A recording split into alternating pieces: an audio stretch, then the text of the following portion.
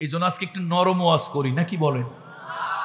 হ্যাঁ ভাইরা, শোনেন শোনেন, আপনারা কোন জাতের মুসল্লি আমি জানি, রাগ করেন না, রাগ করলে করার কিছু নাই। আপনারা জাতে মাতাল কিন্তু তালে ঠিক, জাতে মাতাল কিন্তু তালে ঠিক। মসজিদের খতিব, এই ইকো বন্ধ করুন, মসজিদের খতিব বুখারী শরীফ, তিরমিজি শরীফ, নাসাই শরীফ, আবু দাউদ শরীফ, ইবনে মাজাহ শরীফ থেকে হাদিস এনে কোরআনের আয়াত দিয়া ইমাম সাহেব সুন্দর নির্দলীয় নিরপেক্ষ তিনি হাদিস আর কোরআন থেকে বলেছেন এক এক ধর্মের এক এক নিয়ম আছে। ইসলাম ধর্মের নিয়ম হলো যত বড় পীর বুজুর্গ নবী আউলিয়া হোক তার নামে কোনো ভাস্কর্য মূর্তি তৈরি করা যাবে না। কে বলছে বলেন তো? কে বলছে? কথা বলে না। কে বলছে? ইমাম বলছে। কি দিয়ে বলছে? বুখারী শরীফ, তিরমিজি শরীফ, নাসাই শরীফ, আবু দাউদ শরীফ, ইবনে মাজাহ শরীফ থেকে বলেছে, হাদিস দিয়া কোরআন দিয়া বলেছে এই দুনিয়ায় মর্যাদার দিক থেকে সবথেকে বড় হলো আম্বিয়া আলাইহিমুস সালাম। যদি ভাস্কর্য কারো ছবি মূর্তি ডামি বানানো এটা যদি বুজুর্গি হতো, জরুরত হতো, তাহলে সাহাবীরা কলিজা দিয়া, পাথর দিয়া না, কাঠ দিয়া না, কলিজাটা ছিঁড়ে ওই কলিজা দিয়া বিশ্ব নবীর ভাস্কর্য তৈরি করত। ইমাম সাহেব খারাপ কোনো কথা বলছে ভাই? ইসলাম ধর্ম যদি কেউ মানে, বিশ্বাস করে আল্লাহ পরকালে ইসলামে, ইসলাম বলে যত বড় পীর হোক, যত বড় বুজুর্গ হোক, যত বড় ব্যক্তি হোক, যত বড় নবী হোক, কোন নবীর ভাস্কর্য তৈরি করা যাবে না। ওই ভাস্কর্যের সামনে ফুল দিয়া নীরবে দাঁড়িয়ে থাকা যাবে না। ইমাম সাহেব এ কথা বলার কারণে ওই যে বলছিলাম আপনারা মুসল্লি কোন জাতের তা আমি জানি, জাতে মাতাল তবে তালে ঠিক। মুসল্লি সে মনে করছে এটা তার নেতার বিরুদ্ধে বলছে, ইমামকে মেম্বার থেকে নামাইয়া পিটাইয়া রক্তাক্ত করে পুলিশ দিয়ে ধরায় দিয়েছে। এমন কুলাঙ্গার বেজন্মা মুসল্লিও বাংলাদেশে আছে। সুতরাং আমি জানি আলেম ওলামাদের তো আপনারা খুব বাহবা দেন, কতক্ষণ দেন? যতক্ষণ কথা আপনাদের পক্ষে যাবে। আর আলেম ওলামাদের কথা যখন আপনাদের বিপক্ষে যাবে তখন আর কোনো চান্দুরে খুঁজে পাওয়া যাবে। এই জন্য ভাই আমরা যত যাই বলেন কথা জোশে বলি না, কথা হুশে বলি। কথা কিসে বলি? হুশে বলি। আসুন কোরআনুল কারীম থেকে সূরা বাকারা, আল্লাহ কোরআন ফাতিহাতুল কিতাব, কিতাবের ভূমিকা প্রারম্ভিকা ফাতিহা, সূরা ফাতিহা আলহামদুলিল্লাহ সূরা। আর কোরআনুল কারীমের ধারাবাহিক সূরা আল্লাহ তাআলা শুরু করলেন বাকারা দিয়া। কি দিয়ে শুরু করলেন? বাকারা মানে গরু, গরু দিয়ে শুরু করলো। কোরআন শরীফে 114 সূরা, শেষের সূরাটার নাম কি? সূরাতুন নাস। নাস মানে মানুষ, ইনসান। এখন আল্লাহ তাআলা শুরু করলেন গরু দিয়া, কোরআন শেষ করলেন আল্লাহ তাআলা কি দিয়া? মানুষ দিয়ে। কারণটা কি? এত দামি কিতাব, জগৎ বিখ্যাত কিতাব, ইউনিভার্সাল হোলি বুক, এই কোরআনের মতো চিরন্তন মুজিজা কিতাব গরু দিয়ে কেন শুরু হলো? আল্লাহ তাআলা এটাই বুঝাইলেন, বান্দারে গরুর স্বভাব, গরুর চরিত্র তোর ভিতরে আছে, পশুর স্বভাব, পশুর চরিত্র তোর ভিতরে আছে, পশু প্রবৃত্তি তোর ভিতরে আছে। আমার কোরআনের সোহবতে যদি আসো, আমার কোরআনের সংস্পর্শে যদি আসো, আমার কোরআনের জিন্দেগি যদি গঠন করো, আমার কোরআনের সমাজ, রাষ্ট্র, পরিবার যদি গঠন করো, আমার কোরআনের আলোতে যদি আলোকিত হও, তাহলে তুমি পরিপূর্ণ একটা জান্নাতি মানুষ হয়ে বের হয়ে যাও। সুতরাং আসুন আমরা কোরআনুল কারীম থেকে জেনে নিচ্ছি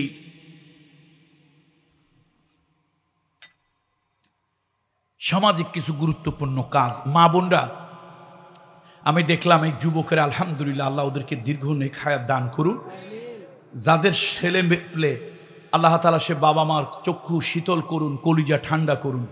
এই যুবকরা অনেক দূরে দূরে মাইক দিয়েছে, অনেক দূরের থেকে আওয়াজ আসতেছে মাশাআল্লাহ। মহিলারা, মাগো আমি একজন পীরের ছেলে, মা আমিও পীর, হয়তো পীর মুরিদি করি না, করলে আমার কাছে লক্ষ লক্ষ লোক মুরিদ হতো। আমি মা বোনদেরকে উদ্দেশ্য করে বলছি, মা তোমরা পীরদেরকে ভক্ত করো, ভক্তি করো। আজকে আমার একটু কথা শোনো, আমি কোরআন থেকে কথা বলবো।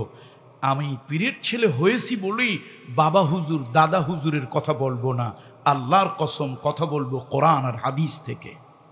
কোথা থেকে কথা বলবো? মা বোনদেরকে সামাজিক কথা। এই ওয়াজটা আমি এর জন্য পছন্দ করলাম যে গ্রামের মধ্যে অন্তত 2-4টা আমল সমাজে হোক। কি রাজি আছেন তো আপনারা? সামাজিক 2-4টা আমল অন্তত হোক, সমাজটা পরিবর্তন হোক। সমাজটা বড় নষ্ট হয়ে গেছে, বড় খারাপ হয়ে গেছে। মানুষ আর মানুষ নাই, মানুষ এখন পশুর থেকেও হিংস্র হয়ে গিয়েছে, অনেক খারাপ হয়ে গিয়েছে। আল্লাহ তাআলা বলেন,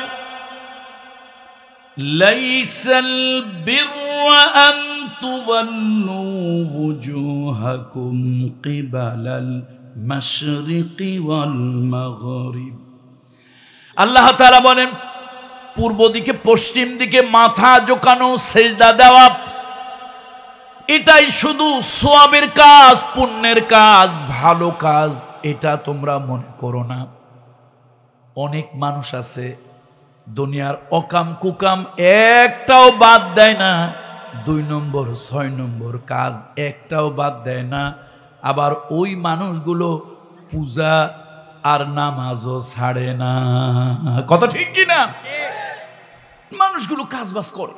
আল্লাহ তাআলা বলছেন, এই যে তুমি যে সেজদা দিচ্ছ পূর্ব দিকে পশ্চিম দিকে মাথা ঝোঁকাচ্ছ, তুমি মনে করবে না এটাই একমাত্র ভালো কাজ। না, এর বাহিরেও কিছু ভালো কাজ আছে। আল্লাহ নিজেই বলছেন ভালো কাজ হলো ওয়ালাকিন্নাল বিররা মান আমানা বিল্লাহ, আল্লাহর উপরে পরিপূর্ণ ঈমান আনা। তুমি আল্লাহর উপর ঈমান এনেছো, তোমার ঈমানটা পরিপূর্ণ নয়। আল্লাহর উপর ঈমান এনেছো কিন্তু তোমার ঈমান পরিপূর্ণ নয়। আল্লাহ তোমার হায়াতের মালিক, আল্লাহ তোমার মৌতের মালিক, আল্লাহ তোমার জীবনের মালিক, আল্লাহ তোমার মরণের মালিক, আল্লাহ তোমার ইজ্জতের মালিক, আল্লাহ তোমার সন্তান দেওয়ার মালিক, আল্লাহ তোমার সন্তান না দেওয়ার মালিক, আল্লাহ তোমাকে খাওয়ানোর মালিক, আল্লাহ তোমাকে পড়ানোর মালিক। সব কিছুর মালিক হলেন আল্লাহ। ওই আল্লাহর উপর ঈমান, ঈমান ঈমান বড় জিনিস। আল ঈমানু বিজউ ওয়া সাবউনা শুবাতান ফাআফজালুহা কাউলু লা ইলাহা ইল্লাল্লাহ ওয়া আদনাহা ইমাতাতুল আযাই আনিত তারিক। ও মা বোনরা, উলামা ইকরামরা যারা আছেন, আমি আপনাদের কাছে বিনয় করে বলি, আলেমদের ইজ্জত, আলেমরা হলো মাথার তাজ। বলেন আল্লাহু আকবার। আলেমদেরকে সম্মান করবেন। বলে হুজুর আলেমদের ভিতরে তো দোষ আছে। হ্যাঁ, থাকতে পারে, আলেমরাও মানুষ, 2-1টা দোষ থাকতে পারে। তবে আলহামদুলিল্লাহ, আলহামদুলিল্লাহ সুম্মা আলহামদুলিল্লাহ, এখনো তুলনামূলক অন্যদের তুলনায় তাদের দোষ কম বলেই আল্লাহ তাআলা কোরআনে আলেমদেরকে ইজ্জত কোরআনে আল্লাহ নিজে দিয়েছেন। আল্লাহু আকবার বলুন। তাহলে আজকে আমার ওয়াজের ব্যাখ্যা কিন্তু আলেমদের জন্য না, আলেমরা তো জানে, আলহামদুলিল্লাহ বলেন। আমি ব্যাখ্যা করব কিছু মুরব্বী বাবাজিদের জন্য আর মহিলাদের জন্য। তারা যেভাবে বোঝে ওইভাবে বুঝাইতে হবে। কথা ঠিক কিনা বলেন? তারা যেভাবে বোঝে কথা আমার ওইভাবে বুঝাতে হবে। এখন আলেমরা যদি মনে মনে চিন্তা করি ব্যাখ্যাটা তো সুন্দর হইল না, ভাই এটা মাদ্রাসা না, সুন্দরের জায়গা না, এটা আওয়ামুন নাস। নুরুল আনোয়ার কিতাবের ভিতরে আল্লামা মোল্লা জিউন রহমাতুল্লাহ আলাইহি লিখেছেন আল আওয়ামু কাল আনআম। এই জন্য পাবলিক যেভাবে বোঝে সেভাবে বুঝাতে হবে। আমি মহিলাদেরকে বলি, মাগো আল্লাহর উপর ঈমানটা কেমন? আল্লাহ আপনারে খাওয়ায়, আল্লাহ পড়ায়। কিছু চাচারা আছেন মুরব্বীরা, রাগ করিয়েন না, ঈমান আপনার ঠিক হয় নাই। এর রবীন্দ্রনাথ ঠাকুরের মতো বড় একটা দাড়ি হইলেই ঈমান ঠিক হয় না।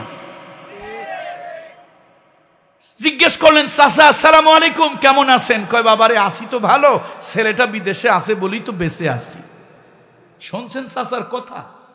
ছেলেটা বিদেশে আছে বলেই তো বেঁচে আছে।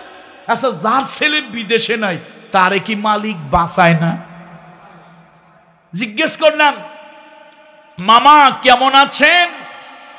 বাবারে আসি তো ভালো, জমিটা আছে বলেই তো বেঁচে আছি বাবা, নাহলে কবে যে মরে যেতাম। ওই জমিতে কিছু ধান টান হয়, বেঁচে আছি। আস্তাগফিরুল্লাহিল আযীম। ভাই কেমন আছেন? ভালো আছি ভাই, দোকানটা আছে বলেই তো বেঁচে আছি। আস্তাগফিরুল্লাহ। এই জন্য আসুন, আল্লাহ তাআলা খাওয়ায়, আল্লাহ পড়ায়, আল্লাহ তাআলা বিপদ দেয়, আবার আল্লাহই বিপদ থেকে উদ্ধার করে। ওয়া ইয়ামসাসকাল্লাহু বিদুররিন ফালা কাশিফা লাহু ইল্লা হু।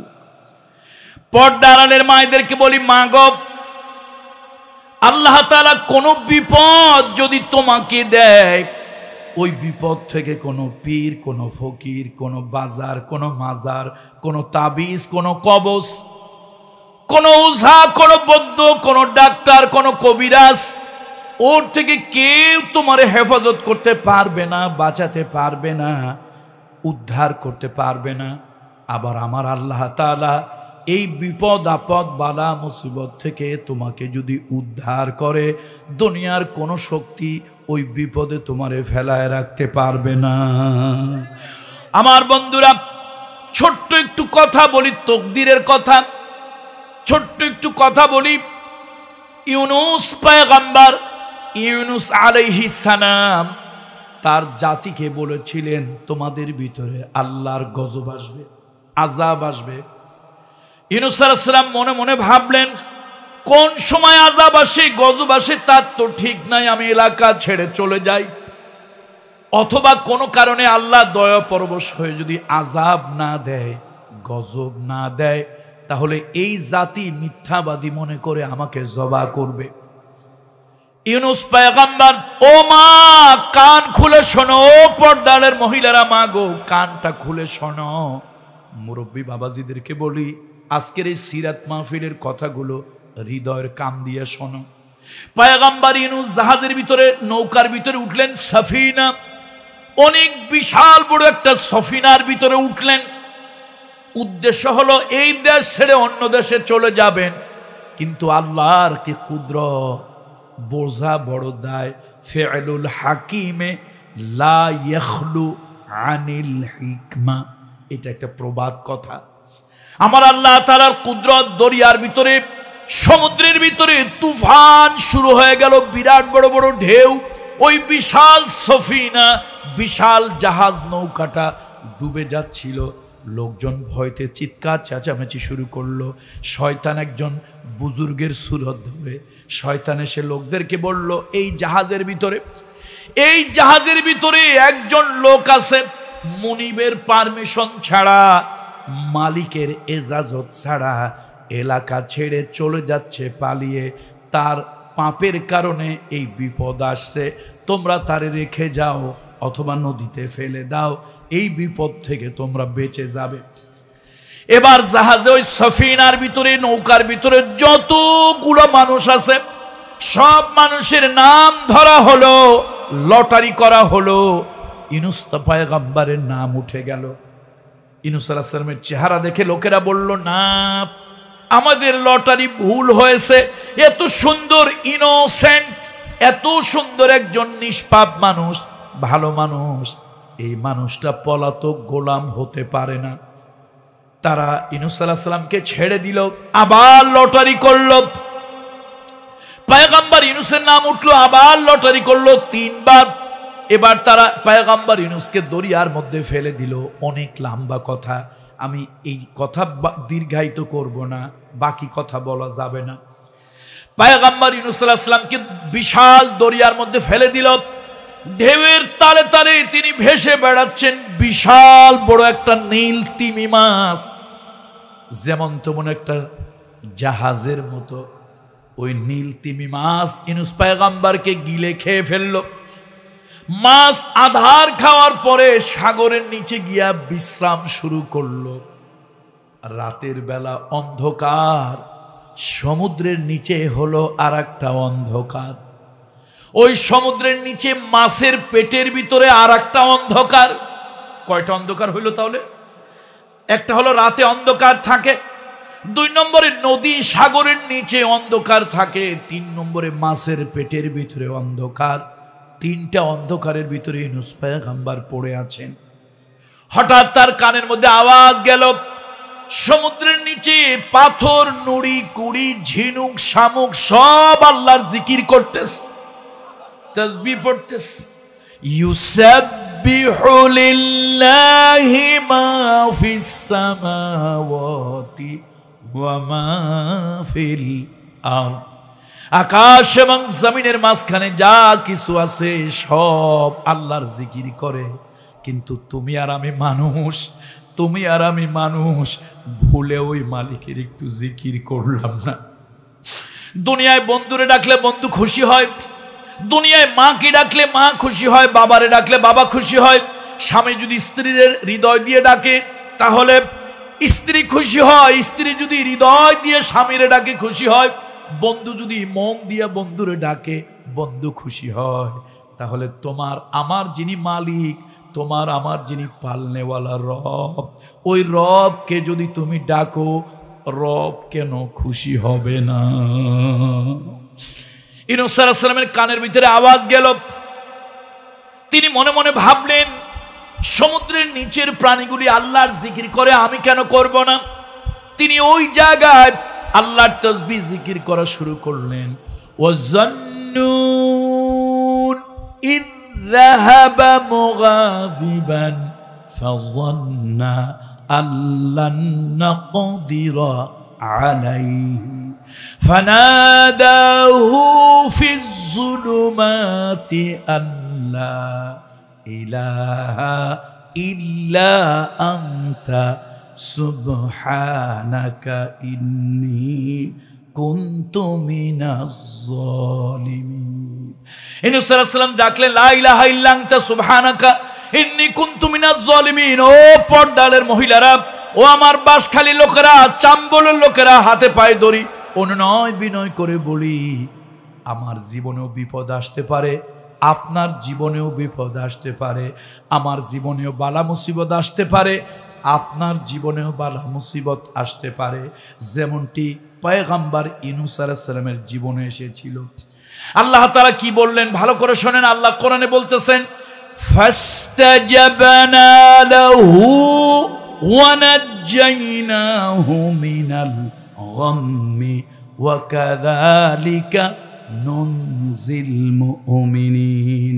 আমি ওই বিপদ থেকে, ইউনূস বিপদে পড়েছে, আমারে ডেকেছে বিপদে পড়ে, আমি আল্লাহ তাআলা ওই বিপদ থেকে তারে উদ্ধার করলাম, বাঁচায় দিলাম।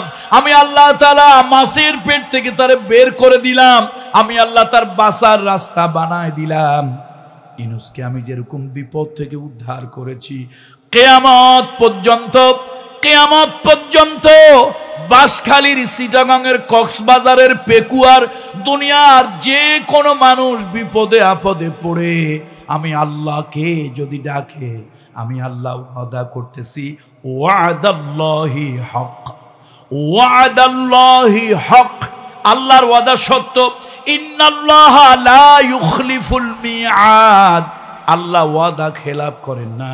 আল্লাহ ওয়াদা করতেছেন, তোমারে আমাকেও বিপদ থেকে আল্লাহ উদ্ধার করবে। তাহলে ইমানের কথা, এটা আলেমদের মতো আমি ব্যাখ্যা করি নাই, সাধারণ মানুষ যেভাবে বুঝবে সেভাবে ইমানের ব্যাখ্যা হলো, শোনেন, বিপদ আপদ আপনার আসতে পারে, উদ্ধার কে করবে? ছেলে মেয়ে দরকার হইতে পারে, কে দেবে? দেখেন, আল্লাহর পয়গম্বর ইব্রাহিম খলিলুল্লাহ ছেলে নাই, কোন বাবার মাজারে গেছিল? কোন বাবার তাবিজ নিছিল? কোন বাইজিদ বস্তমির মাজারে গিয়া গাছের ডালে সুতা বাঁধছিল? বলেন না কেন কথা? কোরআন শরীফ দলিল।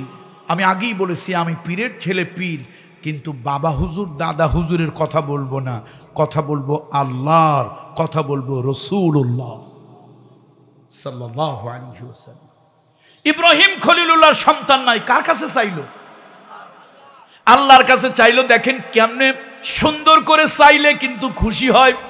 আল্লাহর কাছে কি সুন্দর করে তিনি চাইলেন, রব্বি হাবলি মিনাস সলিহিন, রব্বি হাবলি মিনাস সলিহিন।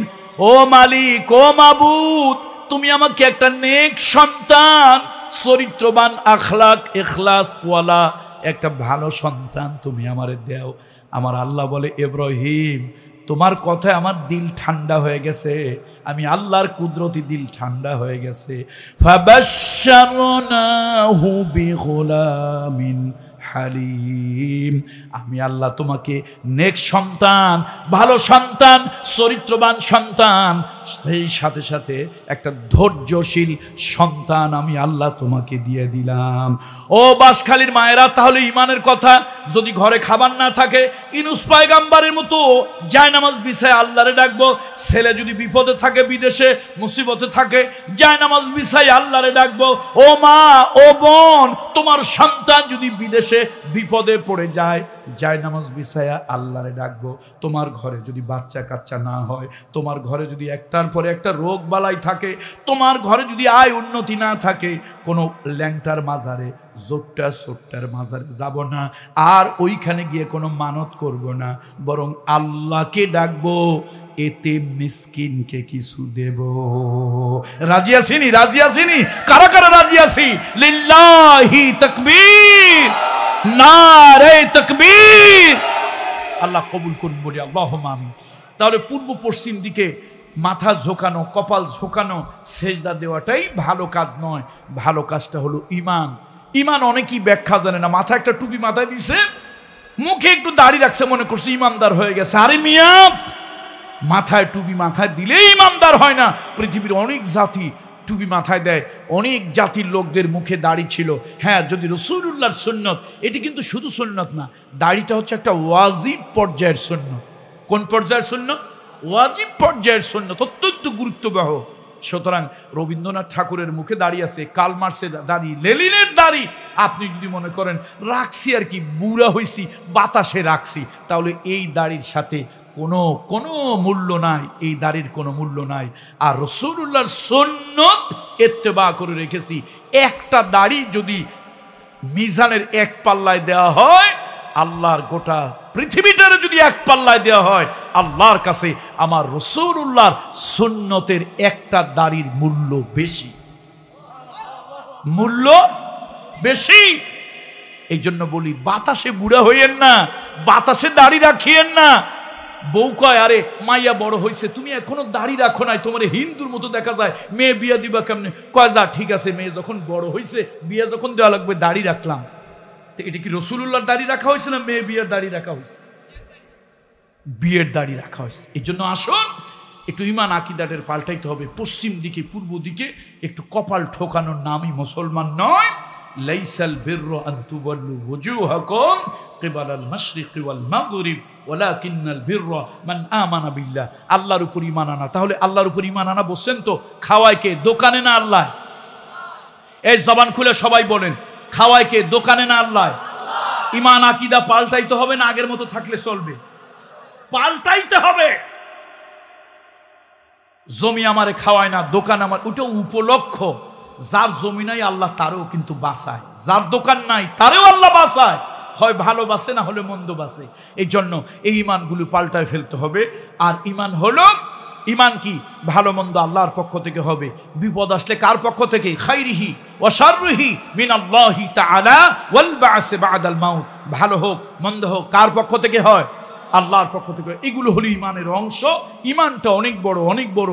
ইমান নামক গাছের ৭০ থেকে ৭৭টা শাখা প্রশাখা, ডালপালা।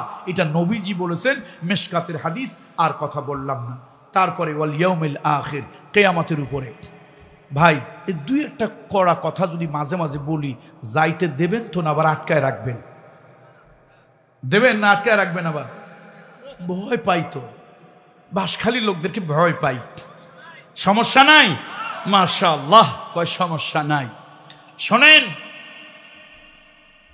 র্যাব দিয়া, পুলিশ দিয়া, জেল দিয়া, দুদক দিয়া চরিত্র পাল্টানো যায় না। চরিত্র পাল্টানোর একটা বড় জিনিসের নাম হলো আখিরাত। আখিরাত, আখিরাত। আপনি পুলিশ দিয়া মানুষের চরিত্র পাল্টাইতে চান? পুলিশ আসছে কোথা থেকে? হয় আপনার ছেলে, না হলে আমার ছেলে। হয় আপনার ভাই, না হলে আমার ভাই। হয় আপনার মেয়ের জামাই, না হলে আমার মেয়ের জামাই। কথা কি আমি মিথ্যা বললাম নাকি? এই পুলিশে যারা চাকরি করে, ওরা কি আসমান থেকে আসছে? মঙ্গল গ্রহ থেকে আসছে? কোথা থেকে? আপনার আমার ঘরের সন্তান। তাহলে আপনার আমার ভিতরে মিথ্যাবাদিতা আছে, দুর্বলতা আছে, স্বার্থপরতা আছে, লোভ লালসা আছে। ওরা যেহেতু আমাদেরই সন্তান, আমাদেরই ভাই, আমাদেরই বাপ মা, তাহলে ওদের ভিতরে এই দুর্বলতা থাকবে, আছে। পুলিশ দিয়া চরিত্র ভালো বানানো যায়? এবার আসেন জেল। আচ্ছা, জেল খেটে মানুষ ফেরেশতা হয়ে গেছে, এরকম নজির কি বাঁশখালীতে আছে? বরং দেখেন, এক লোক লুঙ্গি চুরি করছে, শাড়ি চুরি করছে। এটা আমাদের গ্রেটার ফরিদপুর, আমার জন্মস্থান হলো মাদারীপুর, বাবার বাড়ি গোপালগঞ্জ, তাহলে পাশাপাশি আর কি, একদম বর্ডার। তো এখন আমাদের গ্রেটার ফরিদপুরের একটা আঞ্চলিক কথা আছে, শেষরাসো। শেষরাসোর বোঝেন, ওই 2 কেজি চাউল চুরি করে, একটা লুঙ্গি চুরি করে, একটা বদনা চুরি করে, একটা শাড়ি চুরি করে, একটা ব্লাউজ চুরি করে, পেটিকোট চুরি করে, এটা হলো বদনা, এইটা হলো শেষরাসো। আর ওই যে লাখ লাখ কোটি কোটি টাকা যারা কলমের খোসায় এদিক সেদিক করিয়া বুদ্ধি খাটাইয়া চুরি করে, মাশাআল্লাহ ওরা বুদ্ধিমান চোর। চোর তবে জেন্টেলম্যান চোর নাকি ভাইরা আমার। এখন জেলে গেছে এক লোক, 3 মাসের জেল হয়েছে। জেলে যাওয়ার পর কিছু বড় ভাইরা চিনছে, আরে ও তো সলিমুদ্দিন না, এই সলিমুদ্দিন জেলে আসছিস কেন? কয়, বড় ভাই এই একটা লুঙ্গি চুরি করছিলাম, পাবলিক ধরে আচ্ছা মতো কিলাইছে, লাগাইছে কয়েকটা থাপ্পড়, ঠাস ঠাস করিয়া থাপ্পড় দিছে, লাথি দিছে, দিয়ে কয়, বেটা লুঙ্গি বদনা চুরি করে মানছে? আরে চুরি করবি দামি জিনিস, একটা প্রেস্টিজ আছে না? ওরে আচ্ছা মতো পিটাইছে, ও নিয়ত পাকা করে ফেলছে, এরপরে যদি জেল থেকে বের হই চুরি করব, তবে এরকম মূল্যহীন জিনিস না, মূল্যবান জিনিস।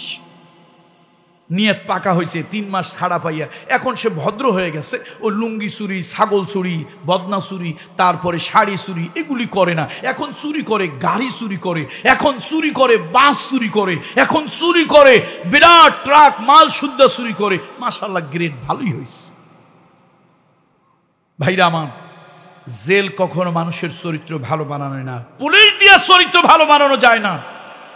ওই যে 1/11 সরকারের পরে যখন দেশে একটু ঝামেলা আসলো, অনেক রাজনৈতিক নেতারা এখন তো ডাফা ডাফা কথা কয়, তখন বিড়ালের মতো ইঁদুরের গর্তে লুকিয়ে ছিলেন অনেকেই। নাম বলবো না, নাম বললে আবার মূলা চুরিতে আমার ফাঁসিও হয়ে যেতে পারে, নাম বলবো না। তো এখন দুদুকের ভয়ে দুদুকের লোকেরাও এইরকম জ্বালান জ্বালায়। আমি একদিন বললাম, বাংলাদেশে সবার মাহফিল বন্ধ, তো আমার নামের আগে একটা পীরজাদা আছে, আবার কেউ পীর সাহেব লেখে, তো পীর হইলে ভালোই সুবিধা, চোরেও ভক্তি করে আবার ভালো মানুষেও ভক্তি করে। চিন্তা করে পীর সাহেব মানুষ আবার কোন ঝামেলায় শেষে একটা বরদোয়া নিয়ে কি সমস্যা হয়। বাংলাদেশের অনেকের মাহফিল বন্ধ, সেই সময় আলহামদুলিল্লাহ আমার মাহফিল চলে। তো আমি চিন্তা করলাম, সুযোগ যখন আছে 2-1 হক কথা বলা দরকার, না নাহলে তো কিয়ামতে আল্লাহ জিব্বা কাটবে। শেষে আমি বললাম, দুদকের ভাইরা, আপনারা দেশে যে ত্রাসের রাজত্ব কাজ চালু করছেন, আপনারা খালি মানুষের এরে ধরেন ওরে ধরেন, দুদক দিয়ে, দুর্নীতি দমন কমিশন দিয়া। শোনেন, দুদক দিয়ে চরিত্র ভালো বানানো যায় না। চরিত্র ভালো বানানো যায় মৃত্যুর ভয়, কবরের ভয়, আখেরাতের ভয় দিয়ে চরিত্র ভালো বানানো যায়, দুদকের ভয় দিয়ে সম্ভব না। দেখা যাবে আজকে যারা মানুষের পিছনে দৌড়াচ্ছেন, কালকে আপনাদের চরিত্র নিয়ে কথা উঠবে। আল্লাহর কি কুদরত, এই জবানটা দিয়ে, আল্লাহ গুনাহগারের জবান দিয়ে কথাটা বের হয়ে গেছে। তার কয়েকদিন পরেই জাতীয় পত্রিকায় দেখি দুর্নীতির দায়ে বড় একজন দুদকের কর্মকর্তা বরখাস্ত। কিসের দায়ে? আরে লোকেরা কথা কয় না, কিসের দায়ে? দুর্নীতির দায়ে বরখাস্ত হয়েছে কে? দুদকের ঊর্ধ্বতন কর্মকর্তা। দেখছেননি? তাহলে পুলিশ দিয়ে চরিত্র ভালো হয় না, জেল দিয়ে চরিত্র ভালো। কি দিয়ে চরিত্র ভালো হয়? একটা মানুষের মধ্যে ঢুকায় দাও, তোমার কিন্তু মরা লাগবে, তোমার কিন্তু কবরে যাওয়া লাগবে, আখেরাতে আল্লাহর আদালতে উঠে তোমার হিসাব দিতে হবে। আল্লাহর কসম, এই 3টা ভয় যদি কারো কলিজার ভিতরে, মস্তিষ্কের ভিতরে ঢুকে যায়, পিটাইয়া ওই লোকটাকে দিয়ে খারাপ কোনো কাজ করাইতে পারবেন না। একই ভার্সিটিতে দেখেন, একই ভার্সিটিতে একটা ছেলে সারাদিন মেয়ে নিয়ে পড়ে থাকে, গাঁজা নিয়ে পড়ে থাকে, বন্দুক নিয়ে পড়ে থাকে।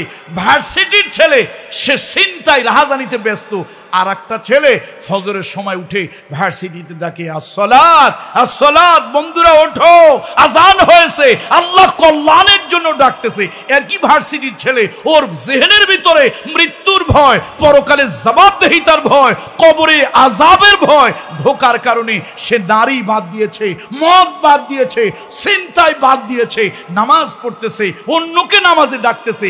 আর একজন সারা রাত গাজার কলকি টেনে সকাল না দুপুর 2:30 পর্যন্ত নাক টেনে ঘুমাইছে। উনি নাকি স্টুডেন্ট,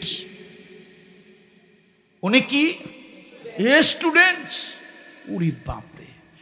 আমি ঢাকা বিশ্ববিদ্যালয়ের ছাত্র, ঢাকা বিশ্ববিদ্যালয়ের বারান্দায় আমারও জীবনের 7টা বছর কেটেছে। ভাই, পোলাপানে যা করে তা কইলে জিব্বা ছোটা দিয়া পবিত্র বানান লাগে ধুইয়া, আর ওইয়া চোখে দেখলে চোখের মধ্যেও অন্তত সাবান ছোটা দিয়ে ধুইতে হয়।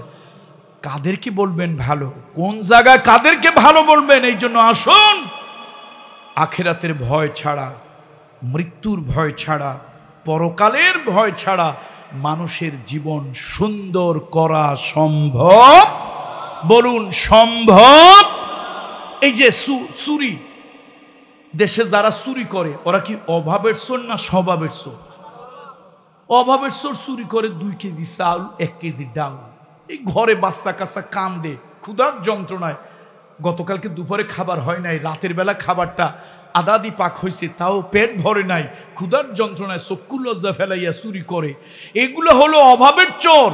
আর কলমের খোসায় বেগম পাড়ায় বাড়ি বানায়ছে, তারপরে বিদেশে সেকেন্ড হোম বানিয়েছে, হাজার হাজার কোটি টাকা লেপাট করছে। এগুলো একটাও কি অভাবের চোর না স্বভাবের চোর? স্বভাবের চোর যারা, এদের থেকে অভাবের চোর অনেক ভালো। বন্ধুরা আমার, এই জন্য আসুন, আমি আজকে মা বোনদের উদ্দেশ্যে, আপনাদের উদ্দেশ্যে কোরআনুল কারীমের এই কথাটা বলতে চাই। আসুন, মানুষকে যদি আমরা ভালো বানাতে চাই, আল্লাহর ভয়, মৃত্যুর ভয়, আখেরাতের ভয়, এই ভয়গুলো দিতে হবে। এরপরে ফেরেশতা, আল্লাহ তাআলার সৈনিক, আল্লাহ তাআলার কাজবাজ ফেরেশতা দিয়ে আল্লাহ তাআলা কোরআন কিতাবের উপর ঈমান আনতে হবে। আমরা কিতাবের উপর ঈমান আনছি। বাঁশখালীর ভাইরা কথা বলবো না, ভয়তে বলবো না? বলেন, আওয়াজ করে বলেন, বলবো না, ভয়তে বলবো না? আপনারা মানুষ মারা গেলে মাদ্রাসা থেকে ভাড়া করে হুজুর দিয়ে কোরআন পড়ান। আচ্ছা, মরা মানুষের জন্য কোরআন, এটা পাইলেন কোথায় পাইছেন? আর এই যে আপনারা আরেকটা ধোকাবাজি করেন, মুনাফিকি করেন, হিপোক্রেসি করেন, লোকজন মারা গেলে কবরে রাখেন বিসমিল্লাহি আলা মিল্লাতে রাসূলুল্লাহ। ভাই, বললে তো আপনারা আমারে পিটাবেন, পিঠের চামড়া রাখবেন না। জীবিত থাকতে ছিল এর দলে ওর দলে, তাদের নাম বললাম না, জীবনের নিরাপত্তার জন্য বললাম না। জীবিত থাকতে ছিল এর দলে ওর দলে, মরে গেছে ডাক্তার বলছে 6 ঘন্টার ভিতরে দাফন না করলে দুর্গন্ধ ছড়াবে, পেট ফুলে যাবে। এখনই মরা পচা গান্দাটারে দিয়েন আর বিসমিল্লাহি আলা মিল্লাতে রাসূলুল্লাহ বলে এটারে দিয়ে গেলাম রাসূলুল্লাহর দল। জীবিত থাকতে ছিল রাসূলুল্লাহর বিরোধী দলে, কোরআনের বিরুদ্ধে দলে। এই মরা পচা গান্দাটারে দিয়ে আমার নবীজি করবে কি? এই সত্য কথাটা বললি তো আপনি আমার জিহ্বা ছেড়ার জন্য রক্তচক্ষু তাকান। বন্ধুরা আমার, কিতাব শুধু মরার লাশের কাছে কিতাব পড়ার জন্য পৃথিবীতে কিতাব আসে নাই। কিতাব এসেছে, এই কিতাবের ভিতরে মানুষের কল্যাণ অকল্যাণ সব এই কিতাবের ভিতরে বলা হয়েছে। যেই কিতাব আমার ঘরে থাকবে না, যেই কিতাব আমার বিবাহে থাকবে না, যেই কিতাব আমার লেনদেনে থাকবে না, যেই কিতাব আমার থানায় থাকবে না, যেই কিতাব আমার কোর্ট কাছারিতে থাকবে না, যেই কিতাব আমার পার্লামেন্টে থাকবে না, এমন কিতাবের ধারক বাহক কেমন করে আমি হলাম? কিতাব বলে তোর মতো ধোঁকাবাজ আমার দরকার নাই। কোরআনুল কারীমের ব্যাপারে আমার বিশ্বনবী, দয়াল নবী, মানবতার নবী বলেছেন, আল কোরআনু হুজ্জাতুন লাকা ওয়া আলাইক। এই কোরআন হয় তোমার পক্ষের দলিল হবে, না হলে তোমার বিপক্ষে যাবে। তুমি মৃত্যুর পরে, আমি বলি না, কামরুল ইসলাম সাঈদ বলে না আল্লাহর কসম, আল্লাহর কসম, আল্লাহর কসম। কথা কামরুল ইসলাম সাঈদ বলে না, মানবতার বন্ধু মুহাম্মদুর রাসূলুল্লাহ বলেন, তুমি যদি কোরআন দিয়া ব্যক্তি পরিবার সাজাও, রাষ্ট্র সাজাও, সমাজ সাজাও, কোর্ট কাছারি সাজাও, তুমি কোরআনের পক্ষে ছিলা, কোরআন দিয়া তোমার জীবন সাজিয়েছো, কোরআন দিয়া সমাজ সাজানোর জন্য চেষ্টা করেছো। এই কোরআন তোমার লাকা ওয়া আলাইক, তোমার জন্য হুজ্জত দলিল হবে। আল্লাহ রসুল বলছেন তুমি মৃত্যুর পর এই কিতাব তোমার শিওরের কাছে দাঁড়াবে আর বলবে খবরদার এই কবরের ভিতরে কেউ আসবে না। তাফসীর ইবনে কাসিরটা খুলবেন, সূরা মুলক 66 নম্বর সূরা। কয় নম্বর সূরা? 66 নম্বর সূরা। সূরা মুলকের ফজিলতের ভিতরে দেখবেন কোরআনুল কারীমের কি ফজিলত। কিছু মানুষ আছে, এই মানুষগুলোকে কবরে দেওয়ার পর, কিছু মানুষ আছে এই মানুষগুলোর মাটি দেওয়ার পর 40 কদম হাঁটতে যতটুকু সময় লাগে, এতটুকু সময় পরে কবরের ভিতরে মুনকির নাকির ফেরেশতা আসবে। কয় পাও হাঁটতে? কয় পাও? 40 পাও, 40 কদম। কবরের ভিতরে মুনকির নাকির ফেরেশতা আসছে। মান রব্বুকা ওমা দীনুকা ওমান নবিয়ুকা, অথবা কোন কিতাবে আসছে 3 নম্বর প্রশ্নটা হবে মা কুলতা তাকুলু বিহাদার রাজুল। কোন কিতাবে আসছে মা কুলতা তাকুলু বিহাদার রাজুল। তৃতীয় প্রশ্ন হবে এইটা। আমার হাবিবে কিবরিয়া রাসূলুল্লাহর নূরানী চেহারাটা দেখাইয়া বলা হবে এই মানুষটাকে, যারা নাকি কোরআন সুন্নাহর রাস্তায় চলেছে, একটা চিৎকার দিয়া কবরের ভিতরে একটা চিৎকার দিয়ে উঠবে আর বলবে হাদা নবিয়ুনা সাইয়্যিদুনা মুহাম্মাদুর রাসূলুল্লাহ সাল্লাল্লাহু আলাইহি ওয়াসাল্লাম। এ তো আমার সেই ভালোবাসার নবী। কয় পাও হাঁটার পরে মুনকির নাকির আসছে? এখন সূরা মুলকের ইবনে কাসির সহ অন্যান্য এর মধ্যে লিখেছে কিছু কবরে, সব কবর না, এই 2-1টা কবরের ভিতরে 40 কদম সময় পরে মুনকির নাকির ঢুকে দেখে কবরে লাশ নাই। বিরাট বড় একটা পাখি কবরের মধ্যে। কেন? ইহুদি ধর্মের লোকেরা এসেছে পয়গম্বর মুসার দাবি নিয়া, খ্রিস্টানের লোকেরা এসেছে পয়গম্বর ঈসার দাবি নিয়া, আর আমি মুসলমান, মুহাম্মদ রাসূলুল্লাহর উম্মত, আল্লাহর গোলাম। আমি সব পয়গম্বরের মোহাব্বত নিয়ে এখানে উঠেছি, আর এক আল্লাহর সেজদা আমি করেছি। এই জন্য ভাইরা আসুন পয়গম্বরদের উপর ঈমান আনবো। ওয়া আতাল মালা আলা হুব্বিহি।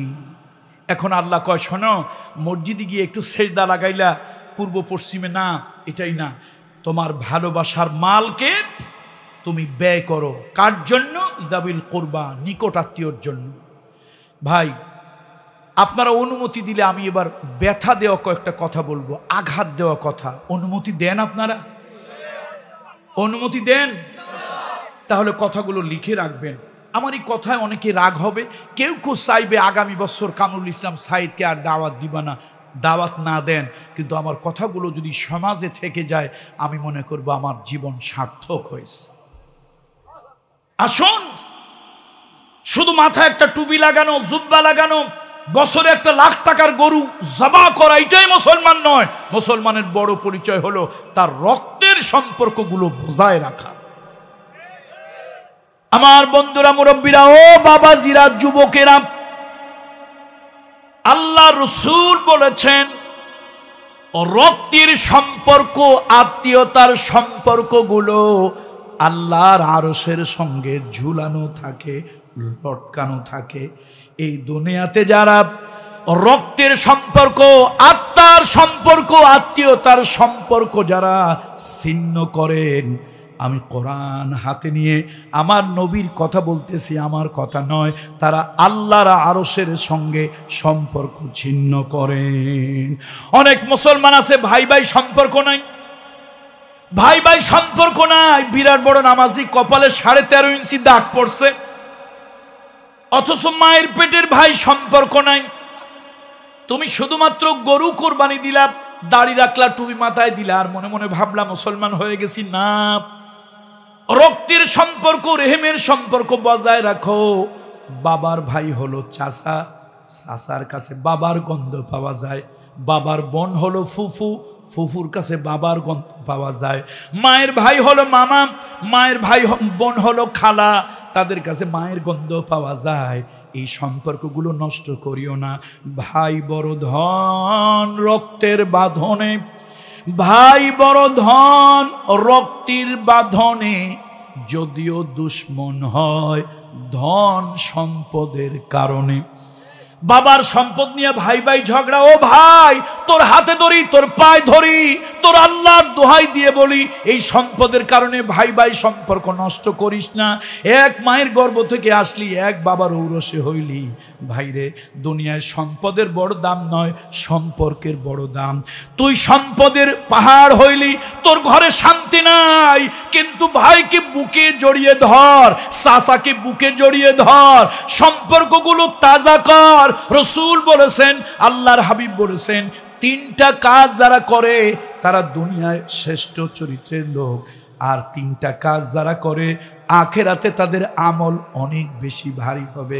আমি কামরুল ইসলাম বলি না, নবীজির কথা, তসিল মান কতাআক ওয়া তুতি মান হারামাক ওয়া তুরফু আম্মান যালামাক।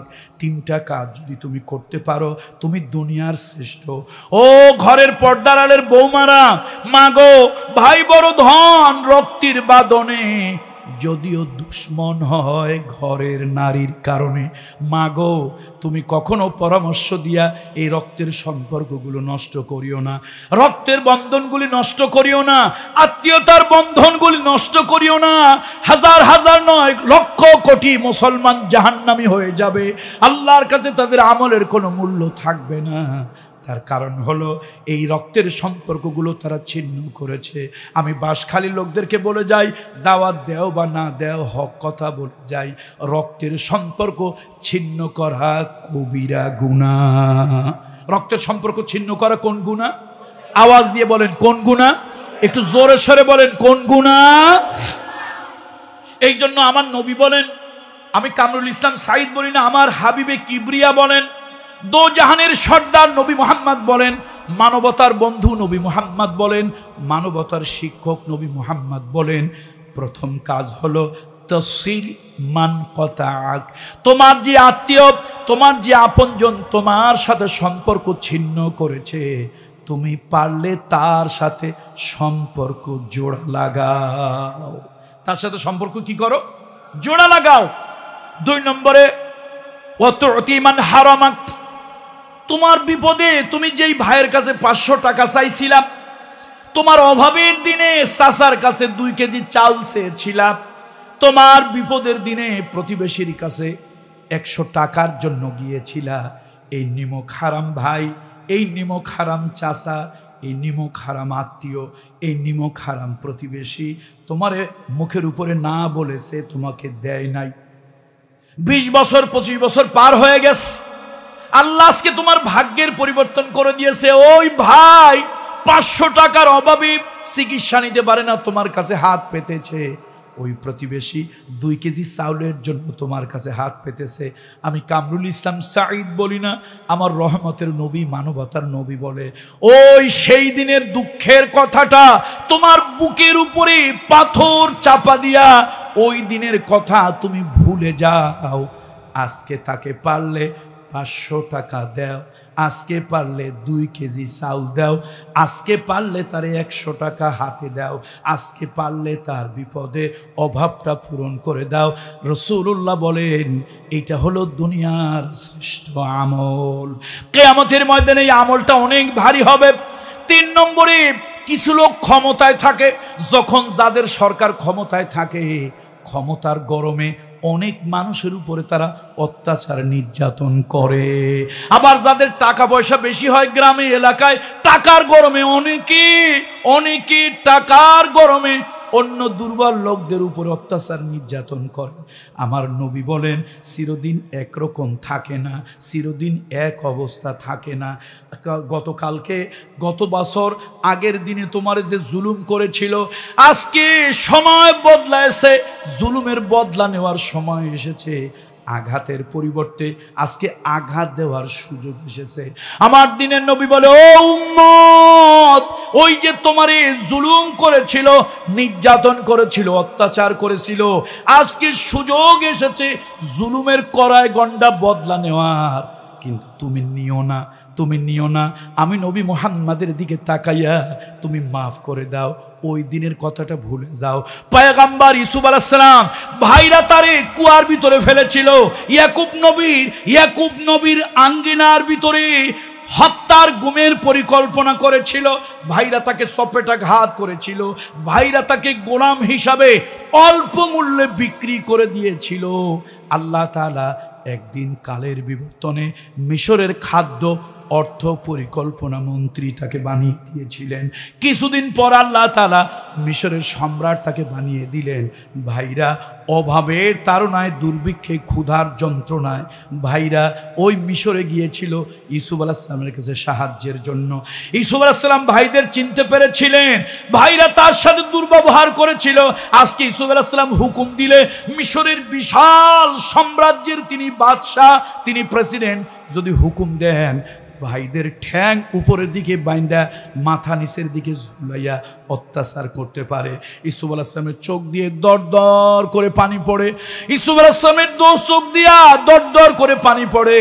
ও বাঁশখালীর লোকজন, লাঠির আঘাত দেহে লাগে, ছুরির আঘাত দেহে লাগে, 2 দিন 5 দিন 2 বছর 5 বছর পর ব্যথা দূর হয়ে যায়, কিন্তু আচার ব্যবহার আর জিহ্বার আঘাত কলিজায় লাগে, মৃত্যু পর্যন্ত থেকে যায়। ইউসুফ আলাইহিস সালামের দিলে আঘাত দিয়েছিল ভাইরা, ওই আঘাতের ব্যথা, প্রত্যেকটা ব্যথা ইউসুফ পয়গম্বরের কলিজার ভিতরে ছিল। তিনি চোখ দিয়া দর দর করে পানি পড়ে, ভাইদেরকে দেখে বললেন, ওই পিছনের সব অত্যাচার নির্যাতন ভুলে গেলাম, আল্লাহর ওয়াস্তে আজকে তোমাদেরকে মাফ করে দিলাম। এই জন্য বলি, আমার দিনের নবী বলেছেন, মহিলারা কি শুনতেছে আমার কথা? মহিলারা শুনতেছে? আমি মা বোনদেরকে বলি, মা গো, শ্বশুর শাশুড়ি খবরদার শ্বশুর শাশুড়ি বানাইও না। ও মা, হাতে ধরি পায়ে ধরি অনুনয় বিনয় করে বলি, শ্বশুর হলো তোমার বুড়ো সন্তান, শাশুড়ি হলো তোমার বুড়ো কন্যা। তোমার সন্তান যেরকম তোমারে জ্বালাতন করে আইসক্রিম খাওয়ার জন্য, খেলনা নেওয়ার জন্য, তোমার শ্বশুরকে বুড়ো ছেলে বানাও, শাশুড়িকে বুড়ো মেয়ে বানাও। যদি তোমাকে একটু জ্বালাতন করে, তুমি দিলের থেকে জ্বালাতনটা মুছে দাও। আবার শ্বশুর শাশুড়িকে বলি, খবরদার, মনে মনে ভাববেন, নিজের মেয়ে পরের ঘরে দিয়েছি, পরের মেয়ে নিজের ঘরে এনেছি, যতদিন দুনিয়ায় বাসি এটাই আমার কন্যা। কথা ঠিক কিনা বলুন? আসুন, ঘরগুলি শান্তি হোক। স্বামীদেরকে বলি, স্ত্রীদের সঙ্গে ভালো ব্যবহার করবেন, মহিলাদের সাথে ভালো ব্যবহার করবেন। অনেক নামাজি রোজাদার লোক আছেন, আল্লাহ মাফ করুন, ঘরে গেলে খাটাসের মতো, পশুর মতো আচরণ করেন, এটা ঠিক নয়। আবার মা এবং বোনদেরকে বলি, অনেক মহিলা আছেন দুর্ব্যবহার করেন, স্বামীদের সাথে দুর্ব্যবহার করেন, এই কাজগুলি করবেন না। তার কারণ হলো, আল্লাহ কোরআনুল কারীমের ভিতরে বলছেন, হুন্না লিবাসুল লাকুম ওয়া আনতুম লিবাসুল লাহুন্না, হুন্না লিবাসুল লাকুম ওয়া আনতুম লিবাসুল লাহুন্না। তোমরা হলো স্ত্রীদের পোশাক, স্ত্রীরা হলো তোমাদের পোশাক। ও মায়েরা, ও বোনেরা, খবরদার, স্বামীদের সাথে ঝাঁকি দিয়ে কথা বলবেন না, দিলে আঘাত দিয়ে কথা বলবেন না, ব্যথা দিয়ে কথা বলবেন না, চাকর নকরের মতো কথা বলবেন না। আল্লাহ রাসূল বলেছেন, কোন স্বামী যদি মনে কষ্ট পেয়ে তার স্ত্রীর উপরে লানত দেয়, ফেরেশতারাও লানত দেয়। আল্লাহর নবী তার কন্যা খাতুনে জান্নাত সাইয়্যিদাতুন নিসা, জান্নাতের নারীদের সর্দার ফাতেমাকে রাসূল সাবধান করেছে, ফাতেমা, স্বামীর দিলে অন্যায়ভাবে কষ্ট দিবে না। স্বামী যদি তোমার উপরে নারাজ থাকে, সারা রাত ফেরেশতারা তোমাকে লানত দিতে থাকবে। তোমার স্বামী তোমার উপরে নারাজ, এটা যদি আমি জানি, আমি রহমতের নবী তোমার জানাজায় যাব না। এই জন্য মা এদেরকে বলি, বোনদেরকে বলি, মা গো, ঘর শান্তি হয়, ঘরের মধ্যে ফ্রিজ আছে, ঘরের মধ্যে খাট আছে, সোনা আছে, ব্যাংকে টাকা আছে, দামি দামি আসবাবপত্র, তৈজসপত্র আছে, কিন্তু ঘরের মহিলারা ভালো না, ওই ঘরের ভিতরে শান্তি নাই, জাহান্নামের টুকরা। কত ঠিক কিনা বলুন? খাট পালং আছে, এয়ার কন্ডিশন আছে, ফ্রিজ আছে, মহিলা ভালো না, ঘর শান্তি না অশান্তি, জান্নাত না জাহান্নাম? জাহান্নাম। মা এবং বোনদেরকে বলি, মা গো একটু ভালো ব্যবহার করবেন, নিকট আত্মীয়দের সাথে ভালো ব্যবহার করবেন। মিসকিন, মিসকিন কারা? মিসকিন মানে যারা মানুষের কাছে খয়রাত ভিক্ষা চাইতে পারে না, কিন্তু ঘরে অভাব আছে। 200 টাকা বেতনের ভয়ে ছেলেটা মাদ্রাসায় যায় না, 200 টাকা বেতনের ভয়ে মেয়েটা স্কুলে যায় না। তার কারণ হলো উনি দিতে পারতেছেন না, একটা ব্যাগ নাই, বই নাই, খাতা নাই। আহারে সকালবেলা নাস্তা হয় নাই, দুপুরবেলায় 4টা ভাত হইতেও পারে নাও পারে, জামাটা গায়ে দিয়ে বড় কষ্ট করে মসজিদে গেছে, আর সেজদায় গিয়ে কয় আল্লাহ সকালে খাবার হয় নাই, দুপুরে কি হবে জানি না। এই জাতীয় মিসকিনদের কথা আল্লাহ ভুলে যায় নাই। কোরআনুল কারীমের পৃষ্ঠায় পৃষ্ঠায় মিসকিনদের কথা আল্লাহ বলেছে। খবরদার দুনিয়ার মানুষ, আমার এই মিসকিনদের কথা ভুলিও না। তালাশ করো কার ঘরে খাবার নাই, কার ঘরে খাবার নাই, ওই লোকগুলোরে তালাশ করো, খুঁজে খুঁজে তারে খাবার দাও। এই মিসকিনরে যদি তুমি খাবার দাও, সাহায্য দাও, আমি আল্লাহ ওয়াদা করতেছি কিয়ামতের দিন 1000 লক্ষ গুণ বাড়াইয়া তোমার হাতে আমি ফিরাইয়া দেব। একটা কথা বলে রাগ করবেন? মারবেন না তো? আপনাদের দেশের লোক মারা গেলে গরু টরু জবি দিয়ে খাওয়া হয় নাকি? এই অকাম করতে কইছে কে আপনাদেরকে? কে কইছে অকাম করতে? কে বলেছে এই অকাম করার জন্য? এই যে খাওয়ান, বাপ মারে কবরে শান্তি দেন না জাহান্নামের আগুন দেন, তা জানেন? তার কারণ হলো বাপ মার জন্য যদি, মাইয়েতের জন্য যদি খাওয়ান, এই খাবারটা 100% মিসকিনের খাবার। বলেন কার খাবার? বলেন কার খাবার? আওয়াজ দিয়ে বলেন কার খাবার? মিসকিনের খাবার। 3টা গরু জবি দিছে বড় লোক, 1000 টাকা খরচ করে এরকম প্যান্ডেল করছে, দাওয়াত দিছে কারে? ওই পীর সাহেবরে, আনসারির মতো বক্তারে, তারপরে মেম্বার সাহেব, চেয়ারম্যান সাহেবরে, ওসি সাহেবরে। এখন এই দামি দামি মিসকিনগুলো টেবিলে বসে খায়, গরিব মিসকিনগুলো ওই পর্দার বাহিরে দিয়ে ঘোরে। এই দামি মিসকিনগুলোর খাবার হওয়ার পরে উচ্ছিষ্ট অথবা অবশিষ্ট যদি থাকে, ওই গরিব মিসকিনগুলি পায়, এর আগে পায় না। আপনি বড় লোক খাওয়ান, গুনাহ নাই। বাংলাদেশের প্রেসিডেন্টকে দাওয়াত দিয়ে খাওয়ান, কোরআন হাতে নিয়ে বলতেছি গুনাহ হবে না। ইসলামী শরিয়ত এত ভালো জিনিস, গুনাহ হবে না। প্রেসিডেন্টে খাওয়াইলে গুনাহ হবে না। আমারে দাওয়াত দিয়ে খাওয়ান, গুনাহ হবে না। এই আপনার উপজেলা চেয়ারম্যানের দাওয়াত দিয়ে খাওয়ান, গুনাহ হবে না। আপনার উপজেলার পৌরসভার মেয়রকে দাওয়াত দিয়ে খাওয়ান, গুনাহ হবে না। ইসলাম সোশ্যাল কার্টিসি জানে। এমন কি তাফসীরের ভিতরে এসেছে, যাকাতের 8টা খাত, কাদের সাথে ভালো ব্যবহার করতে হবে এ কথা এখানেও আছে, এখানেও আছে। জীবন চলার পথে আপনি ব্যাংকে চাকরি করেন, 10 জন একসাথে চাকরি করেন, তাদের সাথে ভালো ব্যবহার করবেন, মাঝে মাঝে একটু দাওয়াত দিয়ে খাওয়াবেন। বাজারে দোকানদারি করেন, চাম্বল বাজারে একসাথে 10 দোকানদার আছেন, তাদের সাথে দুশ্মনী রাখবেন না, ভালো ব্যবহার করবেন, মাঝে মাঝে দাওয়াত দিয়ে খাওয়াবেন। রাসূল বলেছেন আফশুস সালাম ওয়া আতইমুত তাআম ওয়া সাল্লু ফিল লাইল ওয়ান নাসু নিয়াম। 3টা কাজ করো, বেশি বেশি লোকদেরকে সালাম দাও, পারলে মাঝে মাঝে বন্ধু বান্ধব, আপনজন, পাশের লোকজন, সহকর্মী, সহযাত্রী, তাদেরকে দাওয়াত দিয়ে খাও। যদি তার মধ্যে একজন হিন্দুও থাকে, তাকেও মাহরুম করিও না। 9 জনের দাওয়াত দিলে তার কেন দিবা না? বন্ধু চলো আজকে আমার বাসায় একটা প্রোগ্রাম আছে, চলো একসাথে দোকানদারি করি, তুমি চলো।